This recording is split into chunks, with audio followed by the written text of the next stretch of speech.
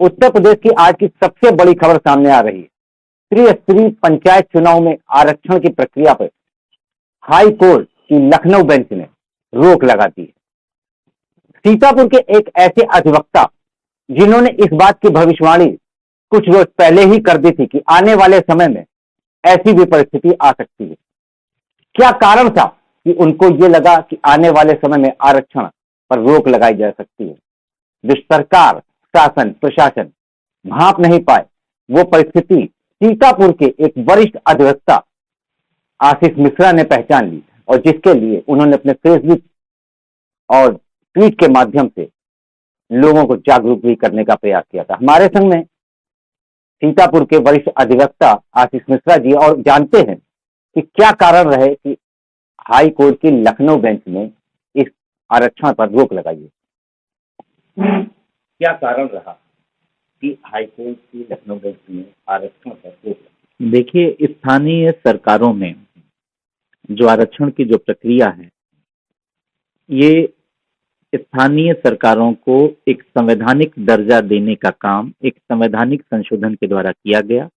संविधान के अनुच्छेद 243 घ में प्रावधान किया गया कि जो लोकल बॉडीज हैं, जो 3 टायर स्ट्रक्चर है, जिसमें जिला पंचायत से ग्राम पंचायत तक जो चुनाव होते हैं, उस चुनाव में वीकर सेक्शंस को प्रॉपर रिप्रेजेंटेशन मिल सके, इसके लिए संविधान में प्रावधान किया गया। और जो प्रावधान संविधान में किया जाता है वो सर्वोपरि होता है और इसके बाद उसको संज्ञानित करते हुए जो भी भविष्य में चुनाव होंगे उसमें संविधान के उस बेसिक स्ट्रक्चर का पालन जरूर होना चाहिए। 243 घ में जो भी चुनाव होंगे जिला पंचायत से लेकर के और ग्राम पंचायत तक, उसमें आरक्षण में पदों और स्थानों का आवंटन किस तरह किया जाएगा, इसके लिए स्पष्ट उसमें निर्देश दिया हुआ है। और उसमें एक रोटेशन चक्रानुक्रम की व्यवस्था का पालन हर हाल में सुनिश्चित किया जाए।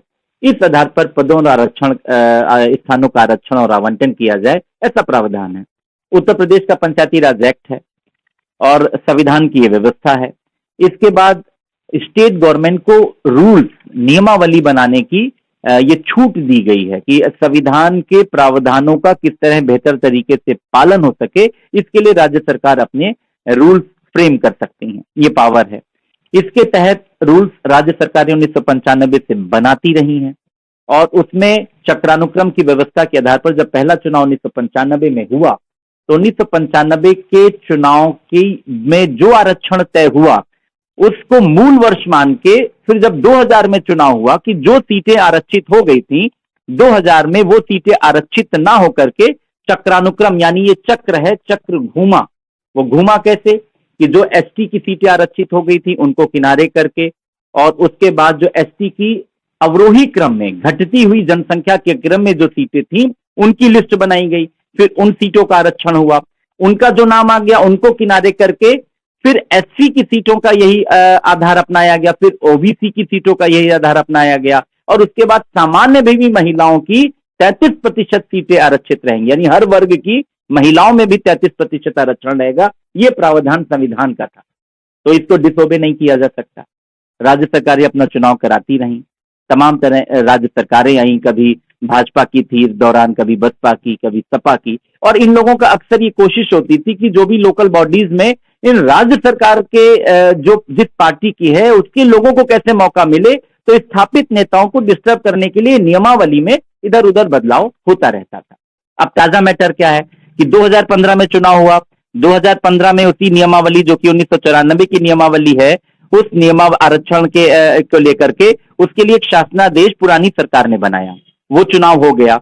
अब जब 2015 के चुनाव के बाद जब 2021 में त्रिस्तरीय पंचायत चुनाव होना है तो उसमें सरकार को ने एक नया शासनादेश लागू कर दिया, और जो ये नया शासनादेश आया ये संविधान के प्रावधानों के विपरीत है, पुराने शासनादेश के भी विपरीत है और स्थापित प्रक्रिया के विपरीत है। और इन्हीं प्रश्नों को उठा करके कुछ याचीगण हाईकोर्ट में गए और उन्होंने विसंगति को सामने रखा कि ये जो नया शासनादेश आया है ये संविधान के चक्र में जो पालन करना है चक्रानुक्रम का, वो पालन सही रूप से नहीं किया गया। कोई आधार वर्ष नहीं बनाया गया, 2015 का आधार वर्ष अगर नहीं बनाया गया तो इन्होंने कोई मूलाधार वर्ष नहीं है, इन्होंने अगर पुराना मूलाधार वर्ष बनाना था तो बीच के सारे चुनाव क्या गलत हुए थे? इन सारे प्रश्नों का मुझे लगता है कि कोर्ट में अब सरकार को जवाब देना होगा।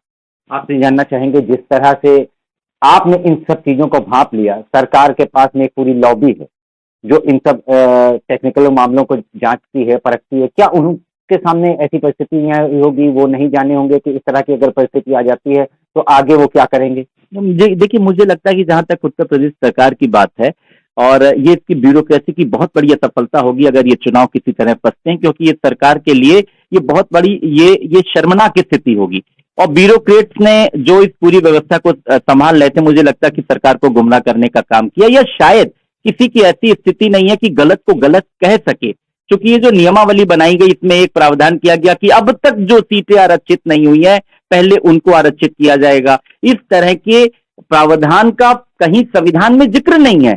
आपको किसी भी चुनाव के पूर्व चुनाव के निर्वाचन वर्ष को आधार वर्ष बनाना पड़ेगा। और अगर आप 2015 के चुनाव को निर्वाचन वर्ष को आधार वर्ष नहीं बना रहे तो इसका मतलब 2015 का चुनाव जिस नियम के तहत हुआ वो गलत हुआ, यानी वो नल एंड वाइट डिक्लेयर हो।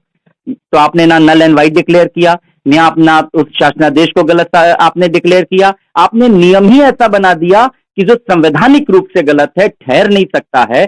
और निश्चित रूप से मैं समझता हूं कि उत्तर प्रदेश के पंचायत चुनाव में जिला पंचायत के जो चेयरमैन के सीट हैं, जो पदों के आरक्षण हैं, जो सदस्यों के हैं, जो ग्राम पंचायत के हैं, जो बीडीसी के हैं, वो सब के सब बदलेंगे, निश्चित रूप से बदलेंगे। और अगर ये मैटर हाईकोर्ट के लेवल पर सॉल्व नहीं होता तो मैं समझता हूं कि मुद्दा सुप्रीम कोर्ट तक जाएगा। त्रिस्तरीय चुनाव में आगे का भविष्य क्या है, इसकी कुछ जानकारी दे पाएंगे? देखिए, जो वर्तमान में जो लीगल हर्डल्स हैं, अब कोर्ट में जिस बेंच में ये है, और हम समझते हैं कि फिलहाल अब ये चुनाव तो अब ये टल गया है, क्योंकि इस चुनाव में अब 15 तारीख को सरकार को जवाब दाखिल करना है, सरकार जवाब दाखिल करेगी, उसके बाद काउंटर एफिडेविट फाइल करेंगे याचिकाकर्ता। तो निश्चित रूप से ये चुनाव फिलहाल महीना डेढ़ महीना तो अब डिले हो गया।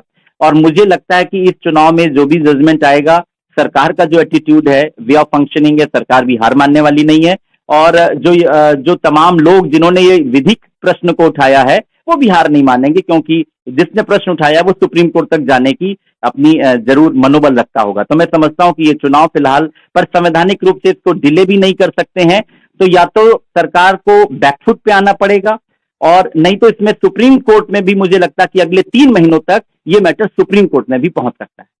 तो ये थे हमारे संग में सीतापुर के वरिष्ठ अधिवक्ता आशीष मिश्रा जी, जिन्होंने बताया कि त्रिस्तरीय पंचायत चुनाव मामले में सरकार बुरी तरह से फंसी हुई है और गेम हाई कोर्ट के पाले में है। अब देखने वाली बात ये होगी, आने वाली 15 तारीख को हाई कोर्ट में जब दोबारा इस मामले की सुनवाई होगी तो आगे फैसला क्या होगा। कैमरामैन सलमान के साथ मैं गौरव शर्मा।